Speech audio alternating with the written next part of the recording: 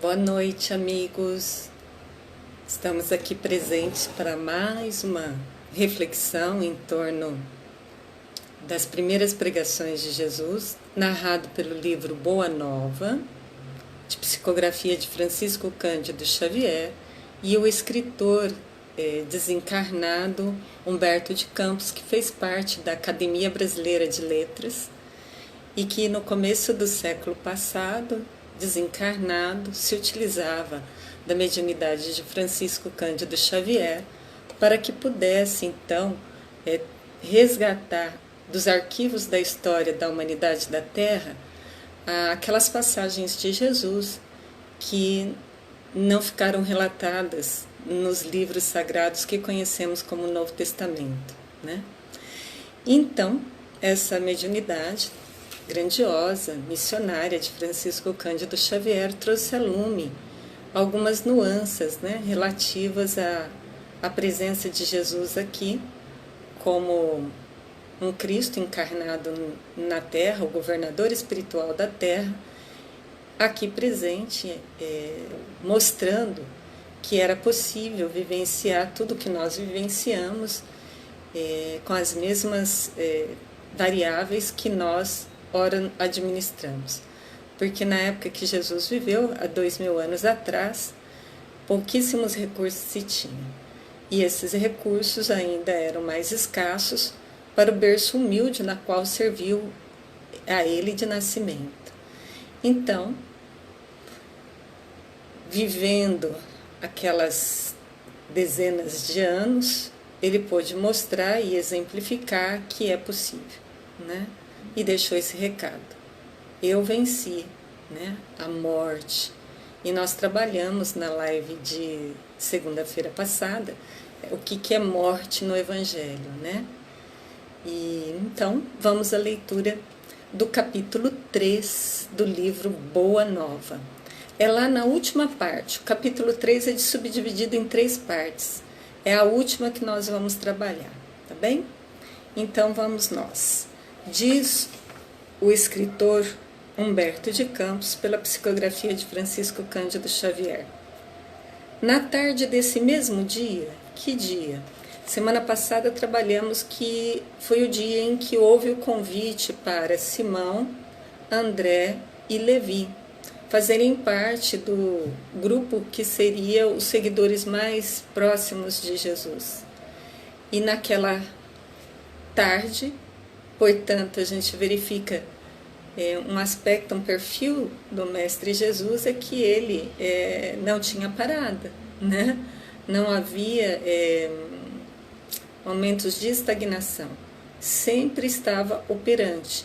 E a gente tem que entender que essa questão de operar não é um movimento apenas de corpo físico, né? Por exemplo, nós na humanidade da Terra agora estamos numa quarentena geral. Nem por isso precisamos ficar estagnados. Temos muitas ferramentas, dentre as quais essa a qual nós nos utilizamos agora, ferramenta da internet, temos uma vasta literatura e, mais do que isso, fomos colocados mais diretamente para convivência com aqueles que estávamos mais distanciados, né? Que são os próprios familiares. Então, é um momento muito especial de nossos processos de reflexão. A humanidade a fazer, não agora mais como estávamos acostumados, mas que pudéssemos, nesses momentos, refletir bastante, estudar muito, sentir principalmente, né? E alinharmos a nossa mente, nossos pensamentos e sentimentos com aquilo que é real, que é verdadeiro, né? Senão vamos voltar, mesmo que a grife do coronavírus passe, e vai passar dentro de alguns meses, porque em passando o inverno as viroses tendem a diminuir, mas surgirão outros desequilíbrios ambientais, e não é ambiente só natureza, árvores, matas, mas a natureza interna, né? Um ambiente interno dos pensamentos e dos sentimentos que acabam provocando essas desarmonias na natureza. externa, né? Então é disso que nós estamos falando, da construção de um reino não mais externo, mas de um reino interno, cada qual cuidando da sua seara do coração, alinhando os pensamentos, os sentimentos e, portanto, consequentemente, as ações com o que é justo, com o que é verdadeiro e, portanto, colaborando para a modificação do planeta como um todo. Se isso não acontecer, se isso não for uma realidade, daqui a pouco novas tragédias, novas viroses, novas pragas surgirão, não é? Porque a causa ainda é o ser humano, não é? Não é causas externas, não é administração de governos, porque eles são consequências dos votos que nós assim o realizamos, e sim a causa está em cada ser. Se a causa está em cada ser, pode-se fazer um novo começo para ter um resultado diferente. É essa consciência, é essa manifestação interna do que já se conhece, operacionalizando em forma de ações. E lembrando que ações não é pegar e fazer com as mãos. Ações, pensamento, né? Ações, sentimentos. Isso colabora com o todo, porque existe uma unidade, né? Como diz Paulo, somos todos um único corpo, né? Uns são as mãos, outros são a cabeça, outros são os pés, mas há uma unidade. A hora que a humanidade da Terra entender isso, que o que eu faço, o que eu penso, ele influencia o outro princípio inteligente, ou o outro ser já com razão, aí então as coisas ficarão bem mais fáceis para a humanidade da Terra, sem necessidade desses grandes escândalos, né? Então, Humberto de Campos diz que na tarde desse mesmo dia, o mestre fez a primeira pregação da Boa Nova na Praça Ampla, cercada de verdura e situada naturalmente junto às águas. Então vamos lá, fazer o que se requer e que é a forma de abordagem do Novo Testamento, que é contextualizar e trabalhar minuciosamente. Então, na tarde, final do dia, isso simboliza um final de ciclo, né? Então, é um final de ciclo em que se tem os labores normais, que é característico para a manutenção da organização do corpo físico, da moradia, da alimentação. Isso é viver na terra, com os pés na terra. No entanto, após essas 8 horas diárias que normalmente a grande maioria dos seres trabalham, né, materialmente, lembrando que isso também é ferramenta para trabalhar o espírito, né? Terminando o ciclo, nada mais justo que a gente se dedique às coisas que são reais, né? À alma, ao espírito. E isso é que a gente não estava vendo não ultimamente, não é verdade? Terminava os ciclos das rotinas do trabalho puramente material, e aí, em vez de se voltar às coisas, vamos usar o simbolismo do Novo Testamento, guardar o sábado, que não precisa ser de sábado, pode ser qualquer dia da semana ou a qualquer hora, horas dedicadas ao ser e não ao ter, aí nós não estaríamos passando por esse tipo de dificuldade que a humanidade está.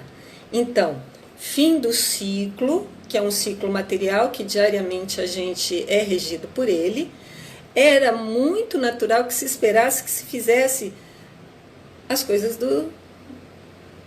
da espiritualidade, daquilo que é real, que vai permanecer, porque duas coisas da matéria ou vai morrer um dia ou já estão mortas, né?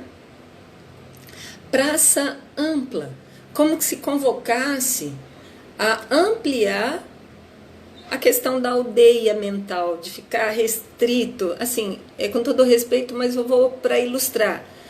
É ficar na aldeia, por exemplo, acompanhando programas televisivos que não levam a nada. Isso é uma aldeia. Quando Jesus vá e a praça ampla, é como a nos convocar a nossa mente se ampliar, a buscar novos paradigmas, a romper os paradigmas antigos, a buscar, porque somos seres aprendentes. Quando a gente rompe esse fluxo da vida, é natural que dê problema, né? Uma água estagnada, por mais limpa que ela seja, mas parada por algum tempo, ela deteriora, forma lodo. Então nós somos seres com DNA divino. E se o Pai trabalha até hoje, e vamos entender que esse trabalho não é só trabalho material, quer dizer, os processos de mudança, de busca, de melhoria, de qualificação, de observar aquilo outro e fazer diferente para que se tenha uma resposta diferente, isso é uma constante e não estava acontecendo para grande parte da maioria da Terra. Por isso é que acontecem os escândalos. Há um limiar, há um limite, né? Temos o livre-arbítrio, mas ele é regido por outras leis que dá o equilíbrio para que a gente possa, né, se guiar aqui na Terra. Então vamos lá, foi para uma praça ampla, né? Ou seja, abrir a mente, cercada de verdura, situada naturalmente junto às águas. Mas por que naturalmente junto às águas? Será que é por causa da região que ele estava, da Galileia? Mas escuta, se o evangelho é um evangelho de verdades imortais e eternas, ele tem que estar valendo para agora, então não tem prazo de validade.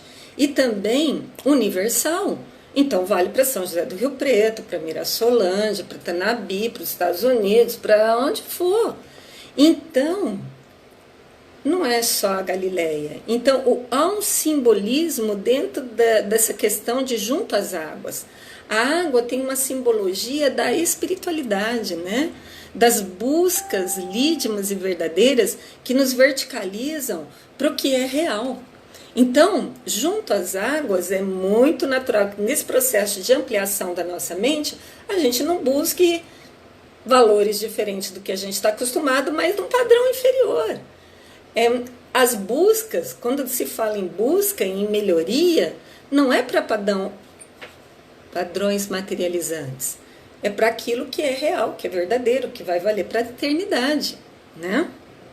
Então, há uma convocação a um novo ciclo, junto aos valores mais elevados, junto a um fim de ciclo, que é esse momento que a humanidade está passando, um fim de um ciclo, tá uma alvorada de um ciclo novo está sendo anunciado, e por isso, então, a gente não tem que cruzar os braços e esperar que aconteça, porque só vai acontecer se nós participarmos, porque é nós que definimos, não está no nosso querer. Vou lembrar disso do nosso querer a partir de uma outra obra de Francisco Cândido Xavier. No livro Há 2000 anos, relata um diálogo entre o senador romano Públio Lentulus, na Palestina, na Galileia, e esse senador busca o Cristo, Jesus encarnado, por conta da mulher, né? Brincando, mas é só para dizer que foi Lívia que intercedeu junto ao coração amoroso do pai da Flávia, né, que é a filha do casal, e pede para que Públio Lentulus buscasse Jesus para que intercedesse pela cura da filha. A Flávia apresentava pigmentações estranhas na pele, o que poderia ser uma lepra, né? Então, aquecendo ao pedido da esposa, Públio Lentulus procura na calada da noite, todo disfarçado para ninguém ver que era o orgulhoso senador, busca o Mestre Jesus. E tem um diálogo muito bonito que está relatado nesse livro Há 2000 anos. E num pedacinho da fala tem isso. Jesus descreve, fala que a filha dele estava curada, que não por ele, mas pelo coração amoroso da intercessão da mãe, a Lívia, dando ali a senha que ela era um espírito de escola, já maduro, já vivenciado. E aí fala esse trechinho que eu me utilizei agora há pouco. Está no vosso querer. Pode ser agora ou daqui a milênios. O processo dele de alinhamento da mente, do sentimento e das ações com o que é justo, com o que é verdadeiro, com o que é legítimo. E a gente sabe, pela história da narrativa da vida desse senador romano, que ele escolheu, como a grande maioria da humanidade da Terra, que fosse daí a milênios. Tanto é que passou 2000 anos e estamos aqui ainda sendo convocados sutilmente, diariamente nas nossas vidas, e agora um chamado mais ostensivo por conta de operações que nós mesmos elaboramos e criamos, né?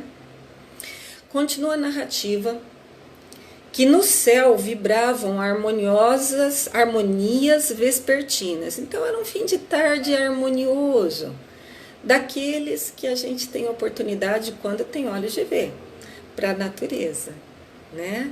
Aquele fim de tarde sereno, tranquilo, como se a tarde possuísse também uma alma sensível. Olha só, Jesus era um ecólogo, né?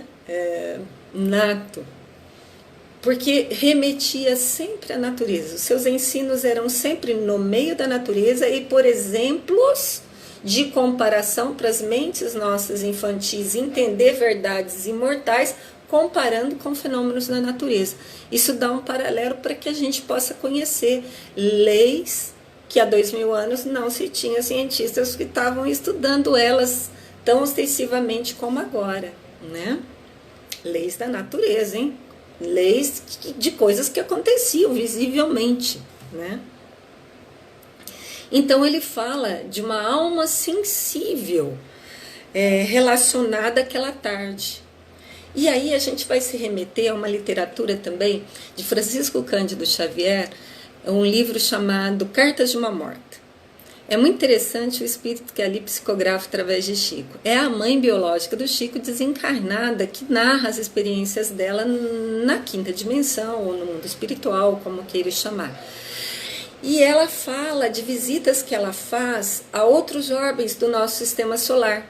E ela relata que por volta das 6 horas da tarde, habitantes de planetas desse mesmo sistema solar a qual nós pertencemos e que já estão em melhor condição vibratória e de atitude, de ação e de sentimentos do que nós, que por volta das 6 horas da tarde nossa aqui, eles remetem vibrações harmoniosas em forma de preces, de orações. Talvez seja por isso que existe dentro dos movimentos católicos o chamado a hora do Ângelus, não é? Ou a hora da Ave Maria, como muitos de nós conhecemos, captando, né? É a nossa alma coletiva aqui na Terra, captando, né? Através de outros sentidos que não é visão, audição, paladar, nem olfato, nem tato, outros sentidos, podem chamar de sexto sentido, intuição, ou qualquer outro nome, mas que remeta a essa coisa que se percebe, esse, como diria antigamente, déjà vu, que se percebe e que não é real e não é concreto, mas acabamos incorporando um comportamento percebendo que seres, quando adquirem algum conhecimento, algum valor espiritual, eles se ocupam e se preocupam em também atender os que estão na retaguarda do processo de evolução. Uma beleza, né? Parece uma sinfonia, na qual cada um tem uma nota, cada instrumento produz um som e que vários instrumentos em conjunto produzem uma bela melodia. As árvores vizinhas acenavam os ramos verdes ao vento do crepúsculo, como mãos da natureza que convidassem os homens à celebração daquele primeiro ágape. O que é ágape? Ágape é a refeição que os primeiros cristãos faziam em comum. Então, a refeição Para quem mora no deserto, né, como é a característica daquela região do Oriente, é um ato extremamente importante, porque não era apenas de nutrir o corpo físico, mas também era um momento de nutrir os valores da alma imortal. Então, aquele momento daquela primeira pregação, após ter chamado os primeiros discípulos, Levi, Simão, André, foi Jesus em praça pública para compartilhar aquele momento com os demais. Olha só. E eu acho que talvez seja isso que está faltando para a humanidade da Terra. Compartilhar o que já se adquiriu de luz interior. Brilha a vossa luz, eis o que o Mestre nos assinalou. Ele não falou para a gente criar a nossa luz, porque a luz a gente já tem, lembra? Filhos de Deus, DNA divino, então nós já temos luz. É só que está empanada por movimentos ilusórios, que a gente se deixa levar por coisas que não vão trazer ao longo da eternidade paz, alegria, bem-aventurança, né? Então, as aves ariscas, alcaparreiras, é planta que produz a alcaparra, que muitos de nós comem junto com peixinho normalmente, né? Mais próximos, como se também desejassem senti-lo. Olha só! É vibracional, não é ouvir a voz do Mestre Jesus, não é ver a figura bela, harmoniosa de um ser que destoava, né, do perfil fisiológico daquela época, mas é a vibração. Tanto é que a natureza responde, porque a natureza é viva, né? Mãe Gaia, seja plantas, sejam animais, seja até a psicosfera climática. Olha só, que nós não pensamos o quanto influenciamos. Tem uma fala de Chico que ilustra isso. Francisco Cândido Xavier, quando no Brasil estava passando aquelas discussões no Congresso Nacional sobre a aprovação da lei do aborto, Chico fez um comentário atribuído, né, a ele, junto a amigos do coração, e que diz que a partir do momento que se aprovasse qualquer nuance com relação ao aborto que foge contra, destoa a respeito da vida, né? Vida material, que é maravilhosa para quem é cientista, para quem estuda a área, sabe que isso aqui é um equipamento fisiológico de última geração que a Terra poderia ter até então. E Chico então comenta que se aprovasse qualquer nuance relativa ao aborto, que nós começaríamos a sentir já movimentos climáticos diferenciados, como tornados, né? Nós não temos tufões, nós não temos terremotos, mas já se apresentam movimentos climáticos que antes não se observava. Ou seja, o lixo mental humano sendo regurgitado, né? Sendo limpado por convulsões da natureza, né?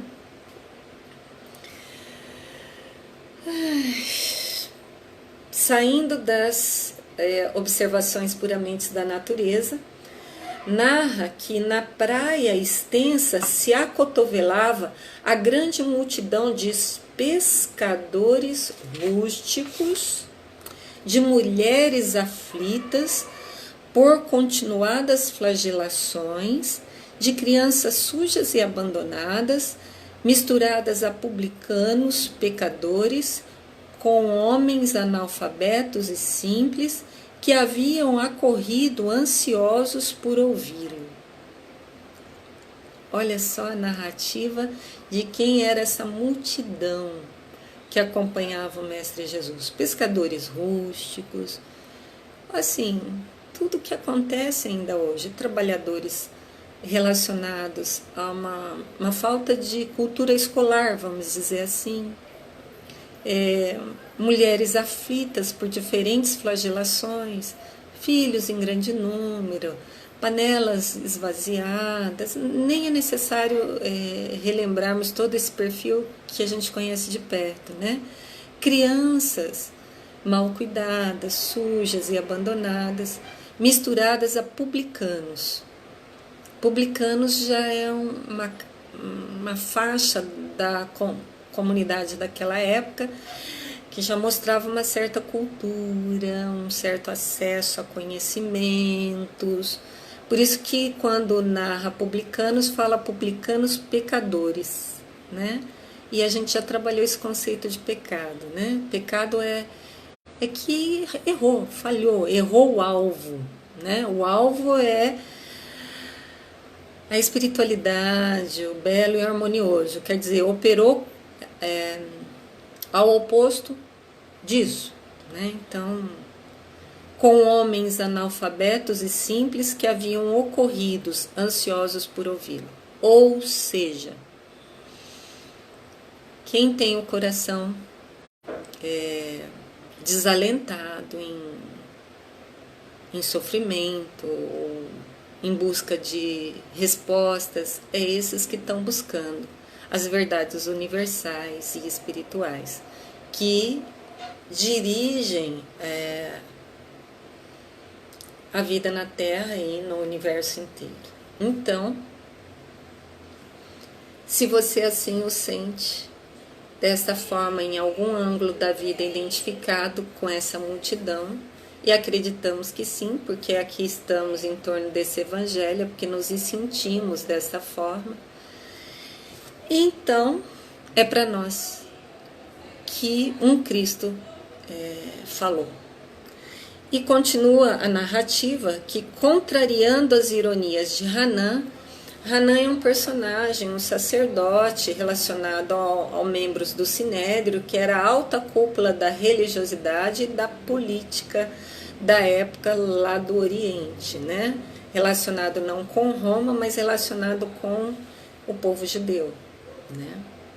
Hanan, então, seria depois o juiz inclemente da condenação no processo de crucificação. E lá atrás nós comentamos, acho que faz uns 2 ou 3 estudos anteriores, que houve um diálogo entre Jesus e Hanan, porque Hanan aborda Jesus e faz uma série de perguntas. O que o Galileu está fazendo aqui em Jerusalém? Aí Jesus responde que estava de passagem para a edificação do reino de Deus. Aí o Hanan, irônico, todo altivo, orgulhoso, mas pergunta, como um rei? Onde que está os seus seguidores? Aí Jesus diz que eles viriam de todo canto da terra. Hanan dá uma risada de ironia e fala assim, mas com que contas para estabelecer esse reino? Quer dizer, Hanan estava pensando no reino material, né? E Jesus respondendo com toda serenidade e amorosidade, que o que ele contava para estabelecer o reino vai estar repetido aqui. Os corações, o sentimento, seria o mármore mais perfeito, que seria trabalhado pelas ferramentas da boa vontade e sinceridade. Hanan se cala, vai para o Templo de Salomão, lá dentro tem a Torre Antônia, que era o máximo do governo romano dentro de Jerusalém, e Jesus segue no trabalho. Hanan mais para frente, não acessando, não compreendendo e tomando-se apenas pelos valores materiais do convívio social, do status, da hegemonia do conhecimento, da religiosidade da época. Então é um dos juízes que provocará, né, que culminará com o processo de crucificação de Jesus. Então narra que, contrário às ironias de Hanan, ele, o Cristo, aproveitaria o sentimento como mármore precioso e a boa vontade como cisel divino. Cisel é um instrumento de talhar o mármore, né? Então aqui nós temos o título que demos a essas nossas reflexões de hoje. qual é o material necessário para edificar, para construir o reino dos céus, o reino da felicidade, o reino da paz em nós, porque o reino não é externo, Jesus falou isso, o reino não está aqui nem acolá, mas sim em cada um. Então, o nosso reino interno, para depois estabelecer em toda a terra, porque a hora que a maioria tiver estabelecido o reino interno, aí isso será uma realidade, porque ele vibrará isso ressoará e, portanto, estabelecerá na terra o reino dos céus para todos também, né? O que é necessário para construir? Qual é o material? O sentimento. Que a humanidade da Terra vem muito falhando é o sentimento. É aquilo de não compartilhar, é aquilo... E quando a gente vê que existe alguns que até compartilham, a gente vê que tem compaixão. Mas agora é o momento que se exige um pouco mais. Existe misericórdia. Então há uma diferença entre compaixão e misericórdia. Vou dar um exemplo assim grosseiro. Compaixão é você dar o que o indivíduo está precisando, ali, na hora. Por exemplo, alimento, um dinheiro, uma palavra. Mas misericórdia é quando você dá não só o recurso material, mas dar-se de si. E dar os valores reais. Isso é compaixão. Então, mesmo os religiosos de hoje, se faz necessário ter esse olhar mais amplo. Lembra lá do começo da leitura de hoje? Praça ampla. Mesmo os religiosos, eles são movidos de compaixão, mas está no momento de serem movidos por misericórdia, que é algo mais além. É dar-se de si em forma de exemplo, inclusive.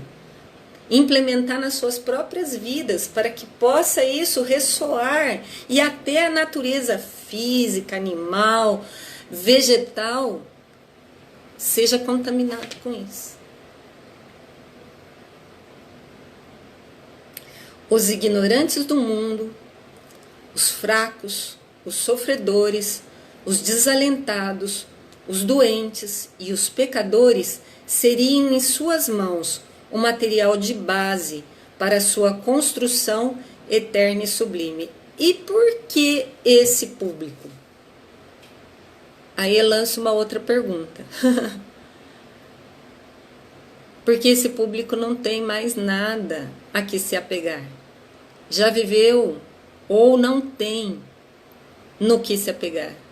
Então é hora que se volta-se para o que é real, para o que é justo. Porque é muito natural que aqueles que ainda não passam por nenhuma dificuldade, é muito natural que eles estejam em outros processos de aprendizado ainda. Processos tais quais o de ganhar dinheiro, de estabelecer fortunas, ou de produzir conchavos para acordos políticos. Ainda não está nas buscas do que é real, ainda está nas buscas da materialidade com os aprendizados ainda horizontais. Agora, quando a gente não tem os recursos materiais, ou quando a gente até os tem, mas eles não nos prendem, e nós fomos atingidos no campo do sentimento, no campo da dificuldade que seja, ausência de recurso material, ou perca do ente querido, ou traições, ou seja lá que nível que for dificuldade. Aí sim, nós abrimos o coração para outros valores que não aqueles, porque os valores que a gente tinha puramente materiais não evitaram de se ter, se passar, se transitar pelas dificuldades. O que vai nos favorecer transitar pelas dificuldades são os valores reais. É esses que vão nos dar segurança. Então, é muito natural que os aflitos da alma vestidos de diferentes vestimentas, mulheres aflitas, crianças sujas, publicanos pecadores, ou seja, os aflitos de qualquer nível, é natural que seja o material a que Jesus vai trabalhar com o seu extremo amor. Porque os que ainda estão saciados na matéria não têm necessidades de outras buscas ainda. Mas como tudo passa, aí vão também, em algum momento, serem convocados. E esse momento da humanidade é de convocação geral, porque atingiu a todos, né? Por isso, nós estamos aqui tecendo comentários em torno das realidades imortais, porque é essa que vai ficar válida a hora que passar tudo isso. E nós devemos sair qualificados disso, senão vai se fazer necessário. É da lei, vai acontecer novos movimentos trágicos, escandalosos. Lembra da passagem do Evangelho? Os escândalos são necessários, porque tiram-nos da zona de conforto. Mas ai por quem vem os escândalos. Então, já temos consciência suficiente para escolher não ser o motivo do escândalo. Deixem que outros naturalmente vão ser, até chegar um momento que esses outros também despertam. Ai, só estamos aqui rogando ao Pai do Céu que esse despertamento seja mais rápido, né? Tanto para nós quanto para os vários níveis que nós estamos aí observando, os movimentos, não é verdade? Então, para ir já finalizando as reflexões da noite, terminando esse capítulo 3 do livro Boa Nova, diz o nosso benfeitor Emmanuel, né? Emmanuel não, Humberto de Campos.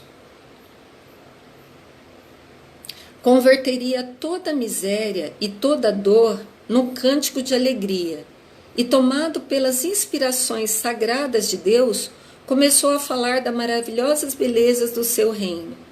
Magnetizado pelo seu amor, o povo o escutava num grande transporte de ventura. No céu havia uma vibração de claridade desconhecidas. O que a gente gostaria de chamar atenção aqui, que eu gostaria de chamar atenção e que o Humberto de Campos também chamou atenção. Converter a miséria e dor em cântico de alegria. Assim, para dar uma noção, todos nós sabemos pelas narrativas históricas que aqueles primeiros cristãos, aceitando, alinhando os seus pensamentos para com o alto, e portanto suas ações, iam para o martírio, né, das mais diferentes formas, em cânticos de alegria, porque eles se sentiam que estavam se libertando daquele jugo, daquele processo materializante de estrutura econômica, política e social denegrida. Então, para eles, ir ao sacrifício era libertação, né? Não temos mais patas de leões, nem fogueiras que nos vão nos queimar fisicamente, mas estamos dos leões da iniquidade, do fogo das adversidades, a nos convocar com alegria, a dizer: aqui viemos, a nos convocar a colocar em prática o que já conhecemos, em equilíbrio, em sensatez, em sinceridade, em sentimentos. Estamos sendo convocados a contribuir com a mudança vibracional do planeta, a se começar dentro do nosso próprio coração, onde o reino de Deus deve ser edificado com os sentimentos nobres de compaixão para alguns, mas para quem já está mais sensível, de misericórdia. Um grauzinho a mais de nível de consciência,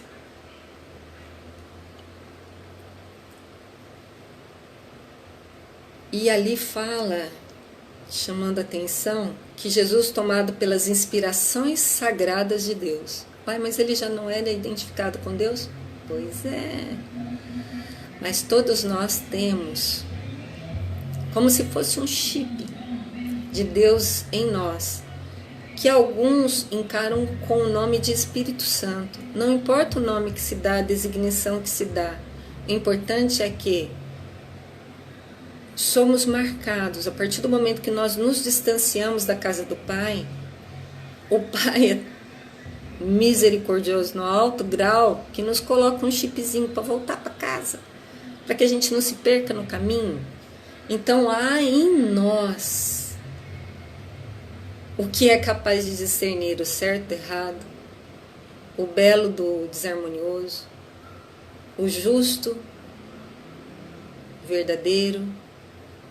Nós temos dentro de nós, que vamos aqui definir como sendo o Espírito Santo, tá?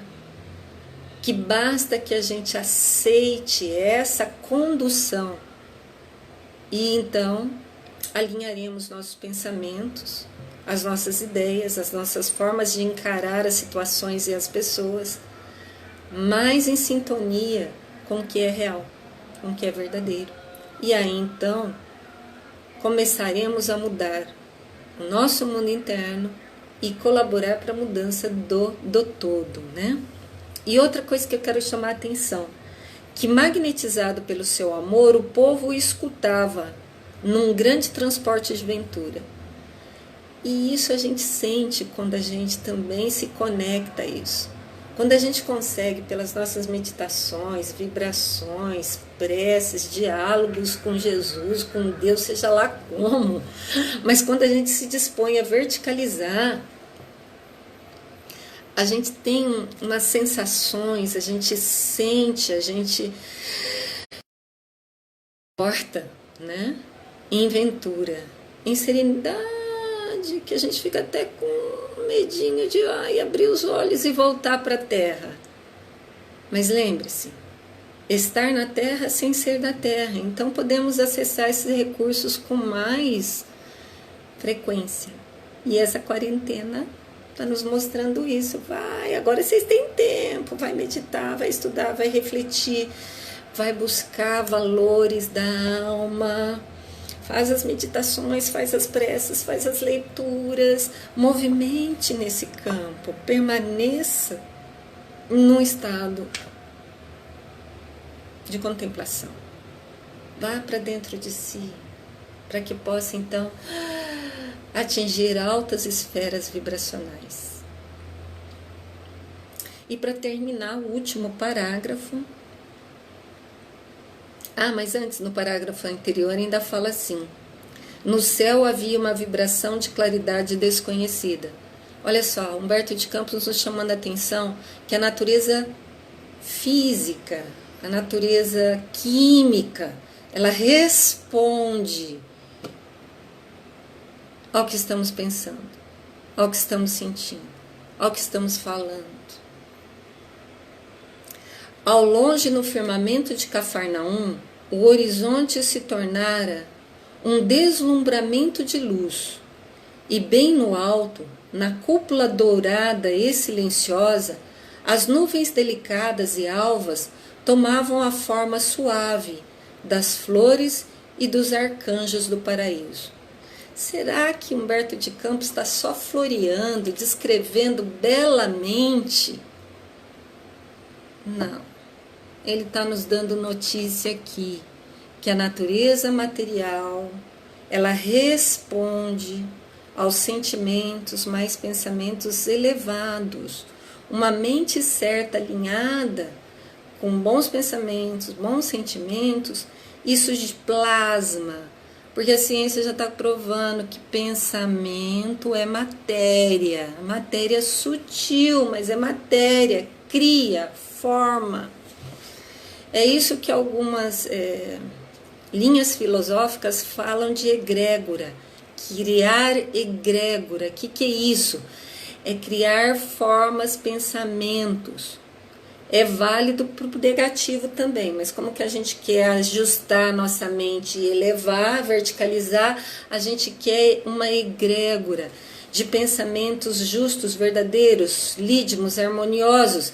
Isso vai influenciar também a natureza física, climática, biológica, química, criando uma egrégora que todos nós desejamos, daquela paz falada por Jesus, uma paz operante. Abraços fraternos a todos e que possamos, ao longo desses dias, nos afeiçoarmos aos estudos, às reflexões, aos pensamentos, aos sentimentos e às ações, mais em consonância com o que é válido para hoje e para a eternidade. Abraços fraternos a todos.